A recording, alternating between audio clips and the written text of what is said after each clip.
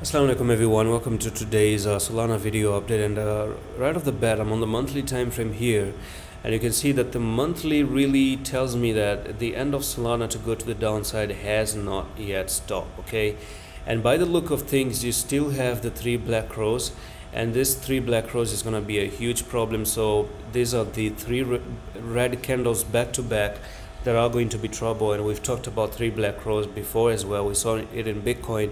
You do had this bear flag here. The technical target of the bear flag on a monthly time frame was already met, but there's no sign of stopping off. So if you I think if you're gonna lose the $18.99 on a monthly time frame, then there's no any other big resistance other than $4.8. That's the only big support that you have moving forward after losing the 18.99. So lose the 18.99, then you're looking for a $4.93. Now there are two things when it comes down to a trader or a buyer in general. So when you lose, what do you say, when you buy the top, it sucks to see your coin moving down, right?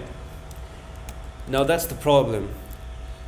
But the blessing in disguise is that when you go for that bear market, that's a blessing, because what you get here, when it goes back up, not only do you probably recover your money, but you end up in profits, okay? So it all comes down to what strategy you have. I think for me it's a no-brainer to buy something that went all the way from $261 down to $4.5. If they can go from $1 all the way to nearly $300, why can they not retrace all the way down to $4.5?